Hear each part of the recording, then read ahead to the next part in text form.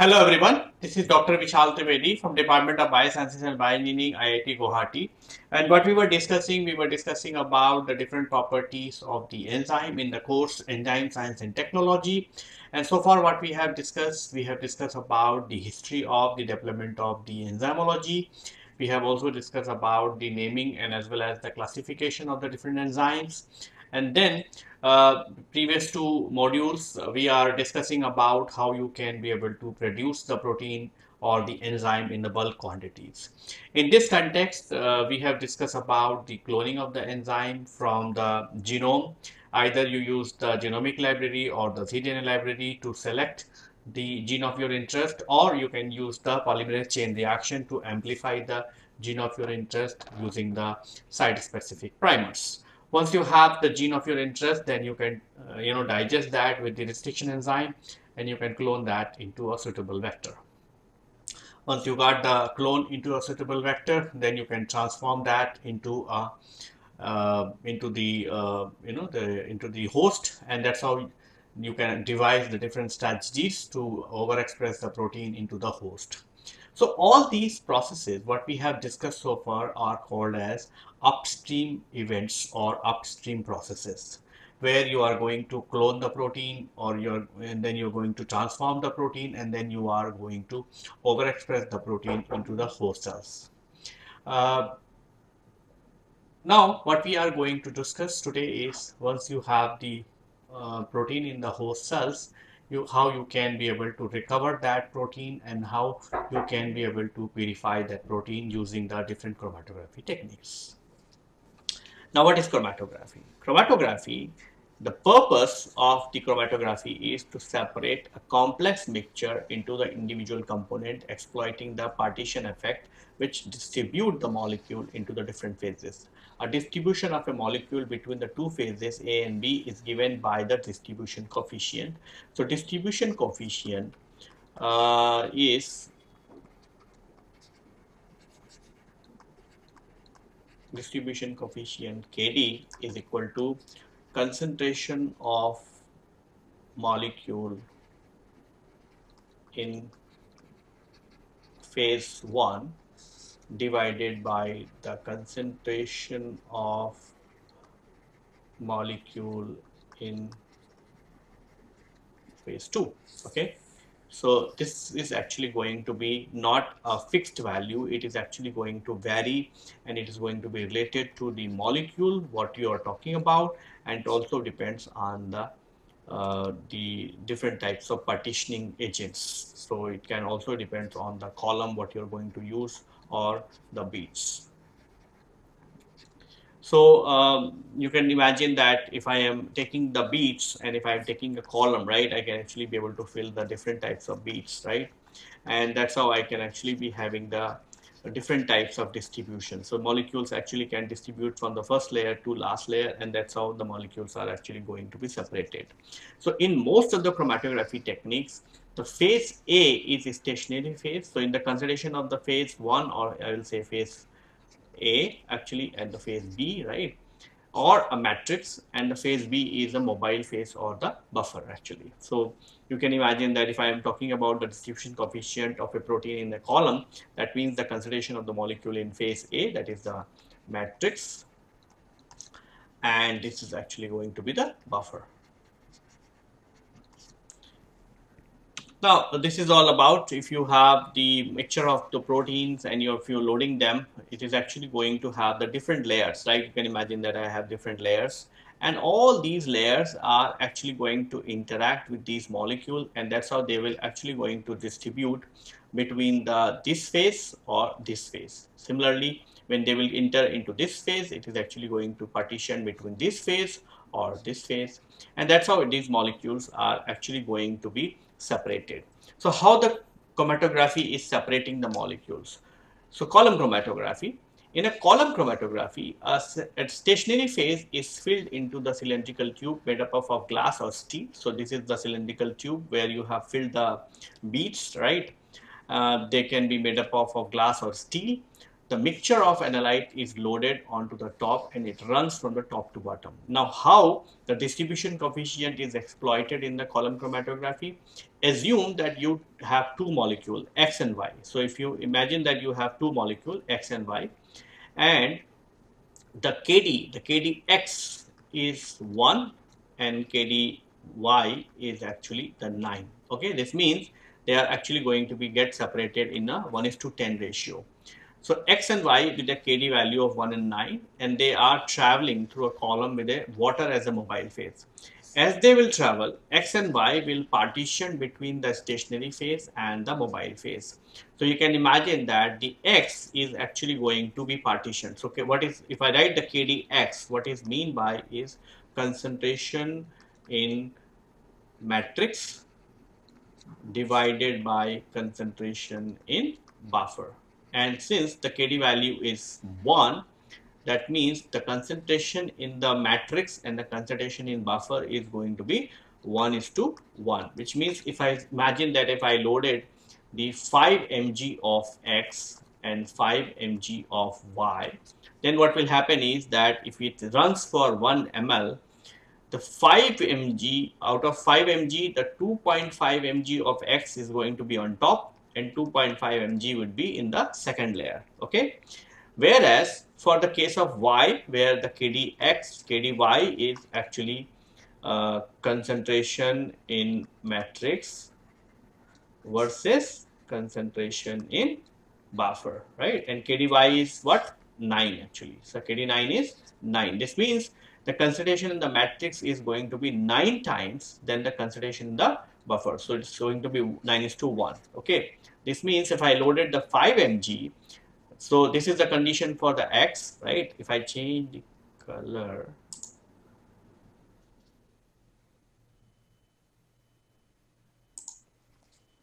so this is for Y actually. So, okay, so if it is for the Y, uh, for Y it is going to be 0.5, 4.5, right, in the matrix phase and 0.5 in the water phase. Okay. Now you can imagine that if this continues, what will happen is that the Y is actually going to be immobilized on top of the column and the X is actually going to immobilize at the bottom of the column, because X is actually trying to stay with the buffer phase and Y is trying to remain with the matrix phase. And so this is actually going to Y and this is actually going to be X, and that's how it is actually going to be get separated. So what you see here is this is actually going to be Y and this is actually going to be X, and that's how when you elute, the X is going to come separate first and the Y is going to be get later on. So as there is a change in the there is a huge change in the difference in KD, Y will be associated with the matrix and remain on top of the column, whereas the X will move along the water. At the end of the chromatography, X will come out first, whereas the Y will come out later on. Now we'll discuss about the chromatogram. The plot of the elution volume along with the absorbance is known as the chromatogram.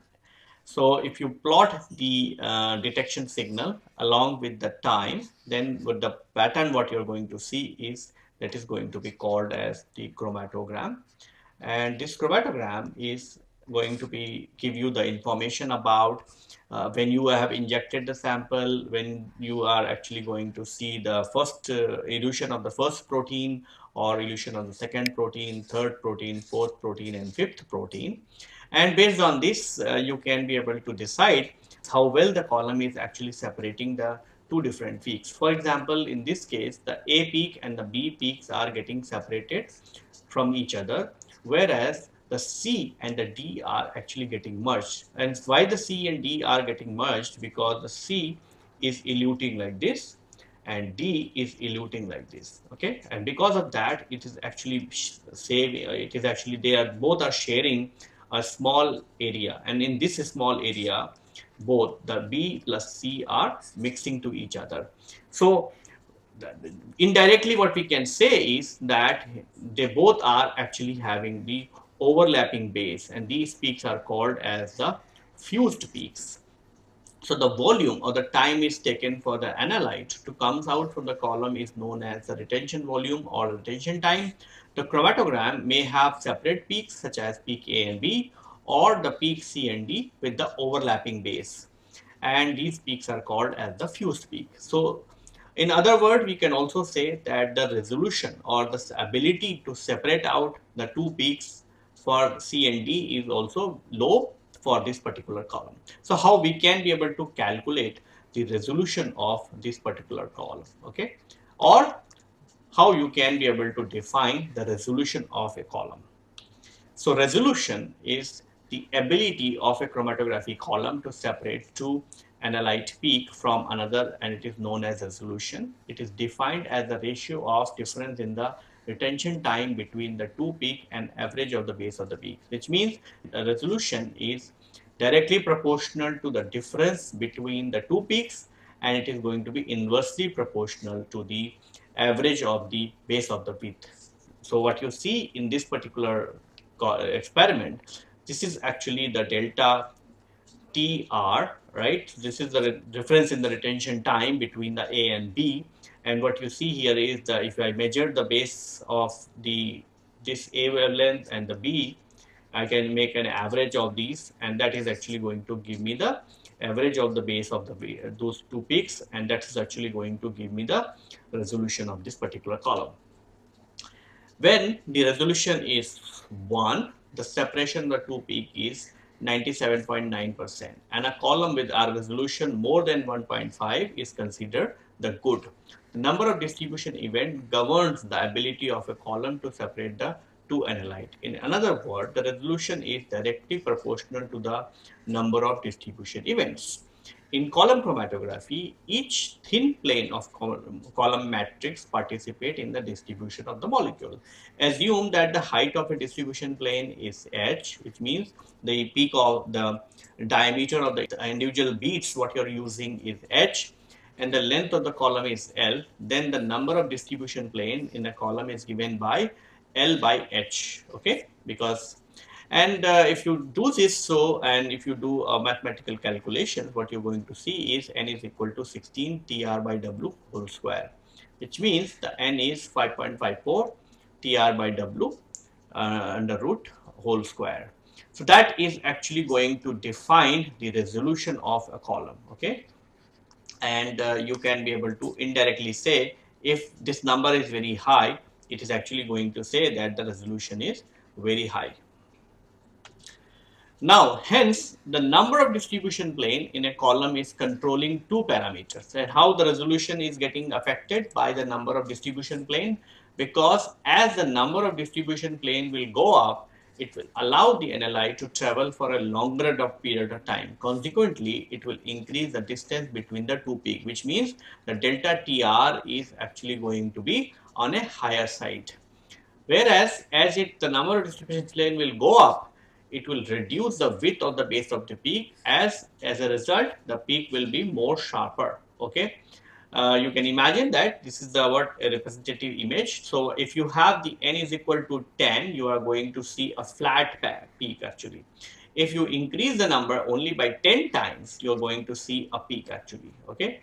But if you increase the number further up by 10 times, okay, you will see that the width of the peak, base of the peak is reducing, which means that if you increase the number of distribution plane, you are actually going to have the larger TR, right? So TR is going to be large and the WAB is going to be small, okay? And you know that the resolution is directly proportional to TR, and the resolution is inversely proportional to the WAB, which means if n will go up, the resolution is also going to increase. And that's how we are always saying that when you are packing a column, you should be able to ensure that the packing should be very compact so that the number of distribution planes should go up. As the number is increasing, the peak width is decreasing. Hence, the number of distribution in a way, indirect way, in the number of distribution plane is an indirect way to measure the column efficiency. Higher n number is desirable for a better separation. So apart from the column chromatograph, columns what you're going to use in a column chromatography, you are also going to use a chromatography system, which you are going to use to run the column and as well as to monitor the elutions. So in a typical chromatography column, you have the multiple materials. You're going to have the reservoirs. So number one, you're going to have the reservoir. Number two, you're going to have the pump. Number three, you are going to have the mixer. Number four, you are going to have the sample injection loops, and number four, you're going to have a column, right? So this is the column. Number five, you're going to have the detectors, and number six, you're going to have the fraction collector, and number seven, you're going to have the recorder. So reservoir is nothing but the so you can have the one or more reservoirs. So in the chromatography system, so you can have the two reservoirs, A for so both for the individual buffers. In some of the chromatography system, you will find the four reservoirs, and then you can also have the pump. So you can have one or two pump to flow the buffer from the reservoir. Different types of pumps are used in the chromatography system, mostly based on the pressure level required to perform the chromatography. So chromatography systems will have the one or two pumps, and they are actually going to be connected to the reservoirs. So one pump is going to take the liquid from the A buffer, a reservoir, and the other pump is going to take the liquid from the other pump. And depending on the pressure levels, the pumps can be of low pressure columns or the high pressure columns. Then you can have the mixer. So just after the pump, you are going to have a mixer. This mixer is required to mix the buffers what is received from both the pump to form a linear or the step gradients. Then we can also have the column. So once you have the the buffer what is going to be prepared, it is going to be flown into the column. This column can be made up of glass or the steel. So depending on the pressure what you are going to use, you can have the for the low pressure chromatography or middle pressure chromatography, you can use the glass columns. But for the high pressure chromatography, you have to use the steel columns. And after this column, you are going to have the detectors, right? So detectors are actually going to detect when the liquids are passing through that particular detector. So the elution comes out from the column, goes into the online monitoring system to test the presence of the analyte based on the different properties.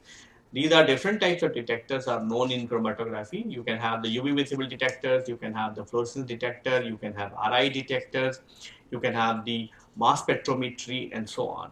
Once your detector is going to give you, and detector is going to give you the pattern in terms of the the chromatograms. That chromatogram you are going to visualize on the data recorder and analyzers, and or the recorders actually. So the profile of the eluent with respect to the measured property in a detector can be plotted in a recorder. So recorder is nothing but a computer nowadays.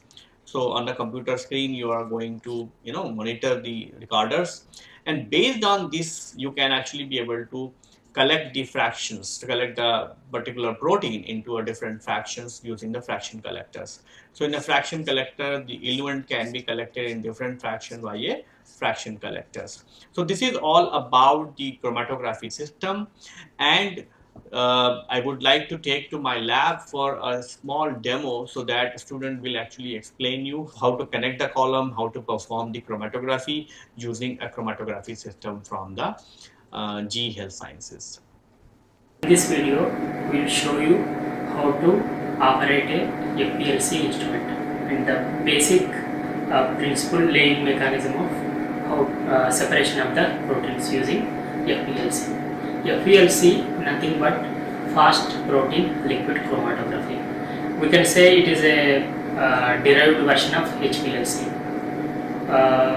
The main difference between HPLC and FPLC is FPLC can only be used for the separation of the proteins and sometimes small molecules also if we have columns available. But in HPLC we can use columns for separation of small molecules. Suppose if you have enantiomers, that also can be separated using HPLC. The columns what we will use for HPLC and FPLC also differs. in case of FPLC, we will use plastic columns, but in case of HPLC columns, we will use steel columns. Because the main reason why we are using like this is, if you use stainless steel columns in FPLC, because of the salts and high concentration of the salts and different materials we are using, it may corrode the steel. So that's why there may be improper separation of the component which we want to separate. So that's why we will use only plastic columns in this one. The separation of the proteins through FPLC is based on the size and shape of the protein. So if you have, like in gel filtration chromatography or size exclusion chromatography, in all those mechanisms like size exclusion, gel filtration can be applicable in FPLC also. So it depends on what column you using. So if you want to purify histone proteins, you can use nickel NTA column, pre-packed column. Suppose if you want to only separate high to low molecular weight proteins, you can use any gel filtration column suitable for your protein. But the principle behind the separation is same. So these details of like size exclusion or gel filtration we have shown in previous video. In this video we will show how this instrument can be operated. In our lab we are using Octapure. This is from GE Health Sciences. So all the component whatever we show, it is similar in other instrument or other companies instruments also, but only the architecture of the instrument changes. So let's see what are the parts it contains. So this is the instrument. It is connected to a system for observation purpose. So in this system it contains this stationary phase. This is the column. This is the mobile phase, that means buffers. This is the area where we will keep all the buffers. So it starts with the pumps actually. So these two are pumps, this one pump and two pump, these two sets. Whatever buffers are coming from this buffer tray, it will enter here. Okay, these pumps, whatever the pressure they are getting, they can be regulated here. This is the pressure monitor. This. So once the pressure is monitored, it will go to mixer. This is the mixer where two different buffers. Suppose if you are using, if you are purifying through nickel NTA column, so in that case you need imidazole in a separate buffer prepared, and one is the equilibration buffer. In that case, if you want to elute that protein, particular histone protein, you have to mix both the buffers A and B, for instance. So those buffers can be mixed here. Once the mixing is done, it will directly goes to the inlet loop. So once it entered into inlet loop, it will go to this chamber where it can be connected to the column. So the top portion of the column, it will connect here. We will show you how to connect the column in coming video.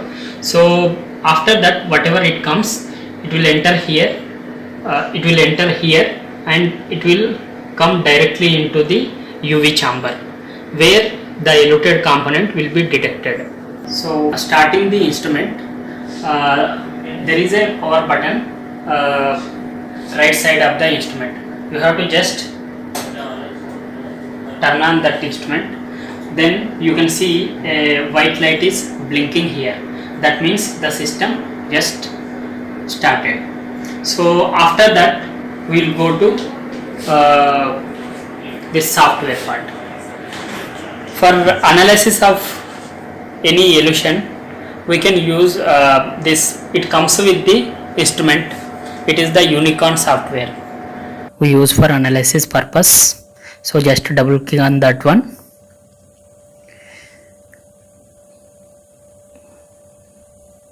and it will take you to the software. So it will give you three pop-up windows. One is method editor, another one is system control, and evaluation classic. So this is system editor where you can see chromatograms, and the other one is evaluation classic where you can analyze your chromatogram. Just go for system control. The first thing we have to do is connect the instrument. So here you can see the connected instrument Octapure 25. So just say OK. Now it will connect the system. So this will give different we can change different commands using this software. Just go to manual, execute manual. So this is the manual instruction software or dialog box where you can change things. So here different parameters you can change through this pop-up window, like pumps, flow path, and various parameters such as monitors. Just to go to pumps. So here you can change the system flow. So we can keep up to 20 ml if there is no column connected. So normal condition we can keep 5 ml also. So you just say insert this thing in order to execute it by system. Now here it is monitors, very important thing. We have three wavelengths here. We can monitor at three different wavelengths. So your choice you can give. So we are giving 280, 215 and 254. Just insert and say execute. So it started. You can see the green path is highlighted and also chromatograms appearing in the chromatogram area. So it will give three different chromatograms. So one corresponding to blue, that is 280 nanometer for tryptophan tyrosine fluorescence. Second one is 254 nanometer for RNA or DNA related, and third one is 215 for peptide. So here we can see the path of the flow, how it is connected, starting from buffer A. So here buffer A, and it will go through the pump and mixing. Through mixer it will go to all the way to waste. So here different parameters we can change during running. We can change B also. If you want to change B, you just say start pump B. So see, we can see highlighted area. If you stop the program, it will save automatically. See, you can see some dialog box appears preparing for new run. This is software introduction. These are the buffers we are going to use for this demo. The buffers need to be filtered through 0.2 micron filter and also degassed. For degassing purpose, we will use bath sonicator. So it will remove any air or air bubbles present in the buffers. It will remove those things. So we are using most common buffer, that is phosphate buffer with having pH 7.4, and this is the liquid water, and this is 20% ethanol. All the buffers were filtered through 0.2 micron filter paper and also degassed. So we have washed already, the system already been washed. So now what we will do, we will connect the column. So here precautions need to be taken while connecting this thing. So if you have any air bubbles through these loops or the piping system, it will directly enter into column, which will destroy it. So to prevent that, we have to make sure all the loops and pumps got washed thoroughly, and then we will connect in running condition. Before connecting the column, we have to remember few points. This column, whatever the beads are there, this is in 20% ethanol. So if you directly connect it, already ethanol is there. Whatever the flow rate we are giving, it will give more back pressure. So the bead between the distance between the column filter and the beads, settled beads, may increase. So that will reduce efficiency of the column. So what we will do, we have to change these pumps into water.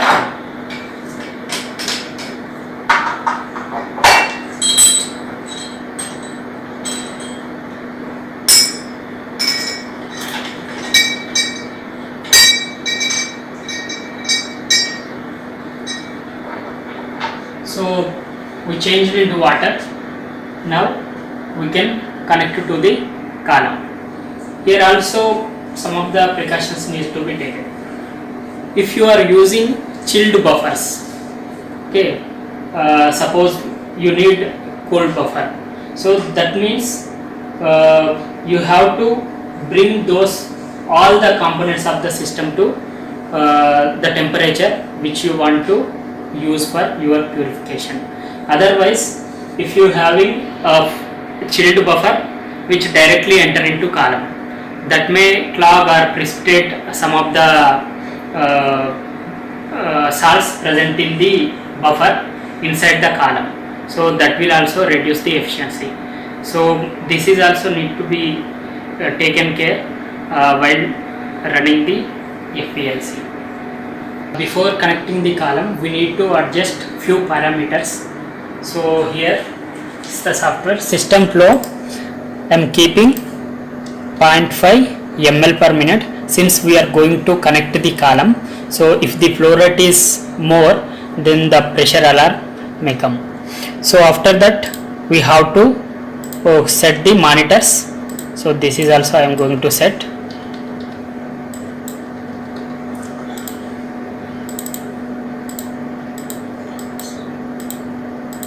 System flow 0.5 insert, and now we have to set alarms. At what pressure you need to get alarm. So I am keeping this 0.8 is fine. So once it is done, you can insert, then execute. So next here, this is the column connecting portion. So where here this is the upward portion where we have to connect with the column. Now we are not using column, so just we have to go to the column. We just click this one, column down flow. So from top to bottom, now you can see highlighted one. So you cannot directly connect the column. First you have to fill the buffer or water in this loop so that there is no air bubbles. Just open the top of upside of the column, okay, with this buffer itself you just directly connect. After connecting, you have to take out the lower portion of the column, otherwise it may burst also, but it is not the case, because if there is any high pressure, you will get alarm.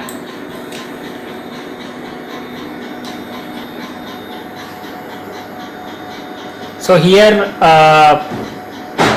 this is the bottom portion of the alarm. You can see the buffer here if the buffer is passing through the column. So as we can see, there is a fill up of water in this thing. So once you see complete fill up of this loop or this knob, you can directly insert the lower portion. Once you see the buffer filling in, you just have to connect with the downward portion. So now the column is connected to the system and you need not to touch anything. Everything will be operated on the software. So here see, once the column is connected, you can see there is a change in the different UVs and conduction of the buffer. This is the red one is the this gray one is the for conduction, and the green one is the concentration of B, and these are three different UVs. Now we are washing with the water. So after once completely we removed 20% ethanol, then we will equilibrate in the buffer. So the main purpose of the equilibration is, suppose if you are prepared your protein solution in a, suppose say phosphate buffer, so you have water, you are not equilibrated with the phosphate buffer, then you cannot expect good resolution or good separation of the proteins, and also the proteins may not be stable in the other condition like in water, so they may degrade or they may not be useful if you are interested in the enzymatic reactions. So that's why we always do equilibrate the column with the same buffer which our protein of interest is dissolved. So this will also helps good resolution and keep the intact of the structure of the protein. So we are indirectly we are providing similar conditions for the protein, so it will behave in native condition. So we completely washed out the ethanol whatever present inside the column. Now we will equilibrate in the phosphate buffer. So as we can see here, the conductance is completely comes to 0, and we can see the completely flat line, flat signal corresponding to UV280. So that means there is no ethanol inside the column. In addition to that, we already washed 30 ml of water. So the total column volume inside the column is around 25 ml. So we also washed with 5 ml extra. So we can be sure that it is completely removed. Now what we have to do is, we have to just pass the things whatever we set already without disturbing anything. So here we can see a pass symbol. You just pass, then come here and change the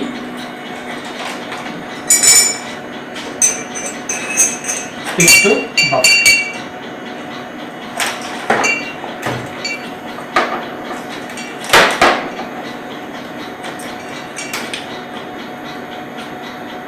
So once that is done, we will reset these things to continue mode. So we can see it is again activated. So we have equilibrated the column using equilibration buffer. So as we can see here, there is a stable line corresponding to UV280, and there is no other elution coming out. So with this we can confirm that we equilibrated the column properly. So it's time to inject the protein solution and analyze it. So for injection purpose, this is the port where we are going to inject the solution, protein solution, and this is the loop. Whatever we inject through this injection valve, it will be stored inside this loop. The size of the loop depends on how much protein you want to inject and the column capacity. So we have 1300 HR column also. It is it can be used up to you can inject up to 1 ml. So in this column we cannot inject that much. If you want to inject, we have the company people might also give this kind of loops. So this we will connect as shown in here, and we will use for the injecting the protein solution. So what we will do is we have to set few parameters here. So here flow path, so injection valve you have to show it inject here, so insert this one. Okay, once that is over, you just have to insert the protein solution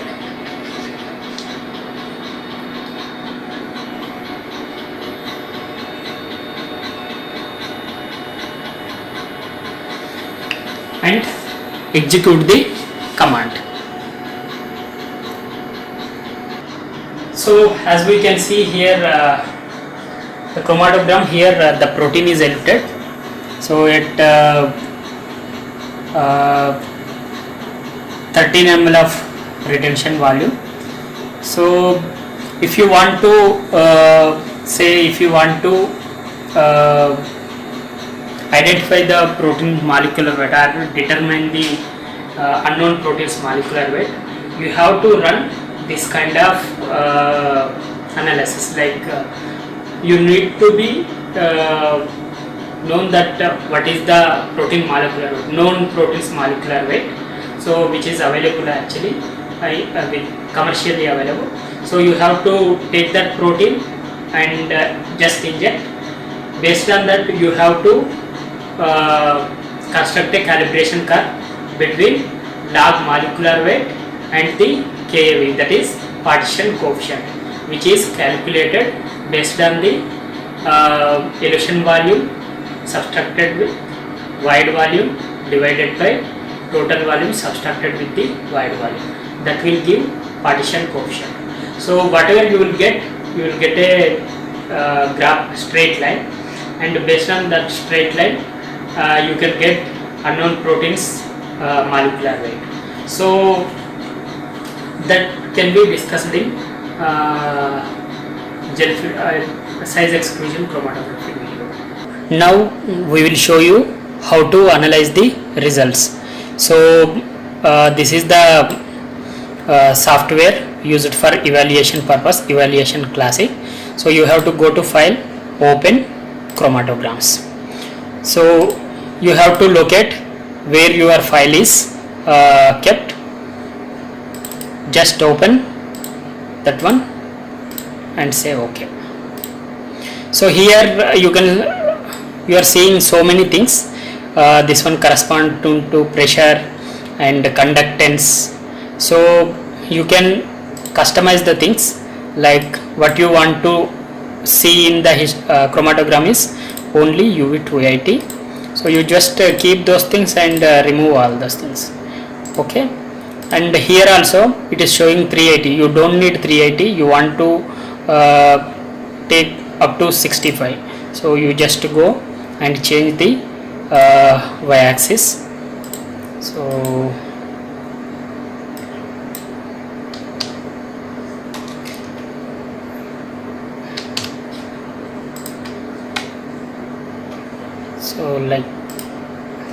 you can see this is the chromatogram. Peak is very sharp.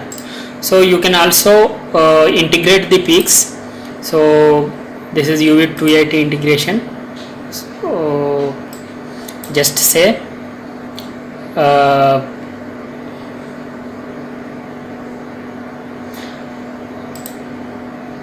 so it will give the exact retention volume of the each and every peak, how many peaks are present. So here we can see 12.86. This is the major peak what we have. So with this you can analyze the results. So if you want to calibrate, you have to calculate retention volume for all the proteins whichever you are using for calibration, and construct the calibration curve between partition coefficient and log molecular weight. So with this you can identify unknown proteins molecular weight. So in this particular FELC demo, we showed you how the instrument works, what are the different parts, and what are the precautions we need to take while running the instrument, and how the software works, and how to analyze these things. So another point we forgot actually, this is the fraction collector.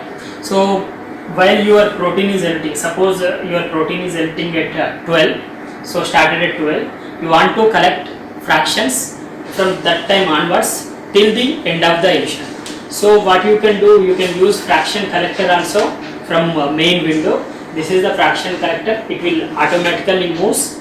So here it contains the sensor, but you need not to touch anything. Okay, so in main system control, here fraction collector, there is an option for fraction collector, how many fractionation you need to be done, when you need to stop fractionation, and how much feed tube, fractionation outlet valve, all these things you can set there. In addition to that, you can also set system gradient flow. Suppose you want to elute a protein with the gradient, you don't know at what particular concentration of imidazole, if you are using nickel NTA column, or at what particular concentration the protein higher or lower molecular weight elutes. So with this you can just adjust the concentration and length, you have to give in suppose 60 minutes. So what system will do, it will over 60 minutes of time it will increase 0 to 50%. So you can do this one reverse gradient also. So first you will give 15, and time you can keep just suppose 1 minute. So from time when you start the system, it will starts with the 50% of the B and reduces to 0. So all these things will make you familiarize how the system works with the fast protein liquid chromatography. So hope these things will help you to achieve your goals in your research. Thanks for watching. Now we understand how a fast protein liquid chromatography works. So after using the instrument, we have to from buffer to water we have to change the valves, because if you are directly keeping in the 20% ethanol, it may the ethanol whichever present in the buffer and the proteins or salts present in the column, they may get precipitated and clog the column. So it is a better practice, first you change this buffer system to water, then wash thoroughly, whatever the salts present inside the column it got eluted, then again you change to the 20% ethanol for preserving purpose. That need to be remembered for better performance of the system. Now we have the different forms of the chromatography. You can have the partition, number one, you can have the partition chromatography, or number two, you can have the adsorption chromatography. In a partition chromatography, in this form of chromatography, an analyte distribute themselves into the two phases, liquid stationary phase and the mobile phase. The major advantage of this chromatography is that it is simple, low cost, and has a broad specificity.